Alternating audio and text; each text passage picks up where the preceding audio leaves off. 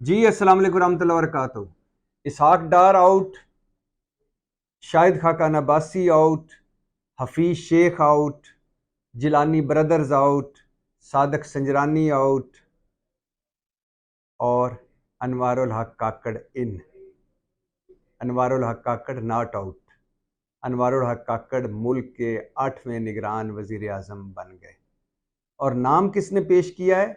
राजा रियाज साहब ने, बकौल राजा रियाज साहब, असली और वधिया और खोए मलाई वाली अपोजिशन लीडर राजा रियाज कहते हैं कि नाम मैंने पेश किया, इत्तफाक सब ने किया। ये भी शायद मुल्क में पहली दफ़ा हुआ है कि हुकूमत मतलब मौलाना साहब, मतलब जरदारी साहब, मतलब हाउस ऑफ शरीफ, मतलब 14 जमातें मुंह देखती रह गईं और राजा रियाज साहब बाजी ले गए और उनके नाम पर सबका इत्तफाक हो गया। अनवारुल हक काकड़ बलूचिस्तान से हैं, क्वेटा में पैदा हुए।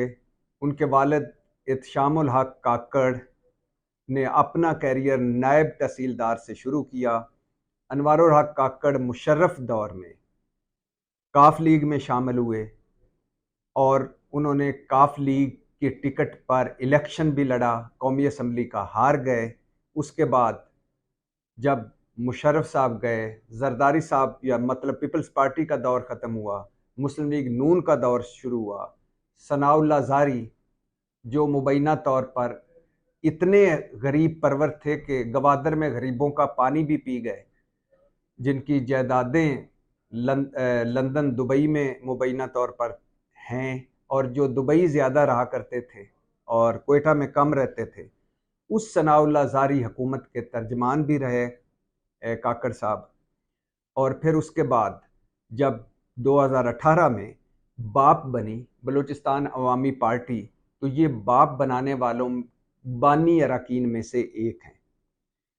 बज़ाते इंसान यानी बहसीयत इंसान अच्छे इंसान हैं, भले मानस हैं, पढ़े लिखे हैं, आइन कानून की बात करते हैं। जब भी इनसे बात होती है अच्छे माहौल में होती है, मुतनाज़े नहीं हैं। ये जो वडेरे हैं बलूचिस्तान के, या ये जो हमारे पंजाब के वडेरे, ये जगीरदार, ये लैंडलॉर्ड, इनसे इनका कोई ताल्लुक नहीं है। बलूचिस्तान के वडेरे, बलूचिस्तान के सरदार, बलूचिस्तान के कबायली सरदार, जिन्होंने बलूचिस्तान के वसाइल को आवाम तक पहुँच नहीं दिया, और जो बलूचिस्तान की महरूमी के सबसे बड़े ज़िम्मेदार हैं, और जो मगरमच्छ आंसुओं वाले, जिनकी इस्लामाबाद में बड़ी बड़ी कोठियाँ हैं और बाहर जिनकी बड़ी बड़ी बड़ी जायदादें हैं, मगर जब माइक आगे होता है, टीवी कैमरा ऑन होता है, तो गरीबों की, बलूचिस्तान की महरूमी और बलोचियों की महरूमियत पर मगरमच्छ के आंसू बहाने वाले बड़ों में से इनका ताल्लुक नहीं है।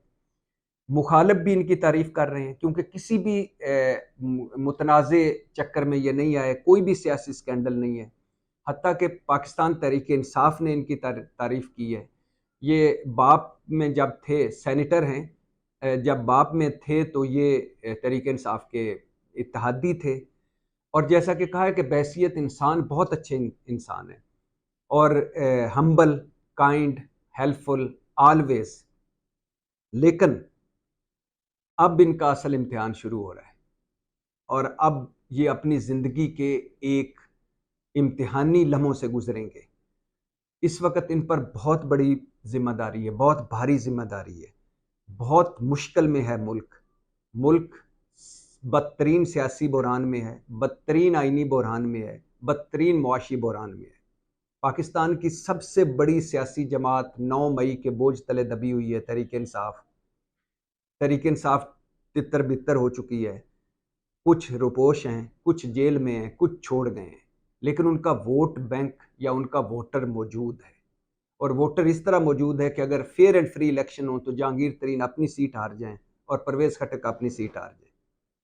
तो इस वक्त तहरीक इंसाफ और का ये हाल देखकर, 9 मई को देखकर, मौजूदा सूरत हाल को देखकर इंतखाबात की तरफ जाना और निस्बतन शफाफ और मुनसफाना और अच्छे इंतखाबात करवाना, ये बहुत बड़ा एक तरह का पुल सरात है। वैसे तो हमारे मुल्क में कभी भी शफाफ इंतखाबात नहीं हुए, जिसका दाव लगा उसने दाव लगाया, लेकिन फिर भी इन पर एक बहुत बड़ी जिम्मेदारी है। और दूसरी जो اس وقت پاکستان بدترین معاشی بحران میں ہے۔ قانون سازی ہو چکی ہے، نگران وزیر اعظم یعنی کاکڑ صاحب بااختیار وزیر اعظم ہوں گے، وہ اس لیے کہ پچھلے سارے معاہدے جو ہیں وہ یہ کنٹینیو کر سکتے ہیں۔ قانون سازی ہو چکی ہے، پچھلے نگران وزراء اعظم سے یہ زیادہ بااختیار ہوں گے۔ اب دیکھنا ہے کہ ان کی کابینہ میں کون کون شامل ہوتے ہیں اور پھر ان کا طرز عمل کیا ہوتا ہے۔ اس وقت تک کوئی سکینڈل نہیں، کوئی متنازع بات نہیں، کوئی ان کی ذات کے حوالے سے نہیں۔ ہاں جیسے اگر اسحاق ڈار آتے تو شروع سے ہی متنازع ہو جاتے، شاہد خاقان عباسی آتے شروع سے متنازع ہو جاتے، حتیٰ کہ صادق سنجرانی آتے تو ان پر بھی متنازع بات چیت یا اس طرح کی بات چیت ہو سکتی تھی، لیکن ان پر نہیں ہے۔ لیکن جیسے کہ کہا ہے کہ ان کا اصل امتحان اب شروع ہونے والا ہے۔ انتخابات کب ہوتے ہیں؟ 3 مہینے بعد ہوتے ہیں، 6 مہینے بعد ہوتے ہیں، 2 سال بعد ہوتے ہیں، سال بعد ہوتے ہیں۔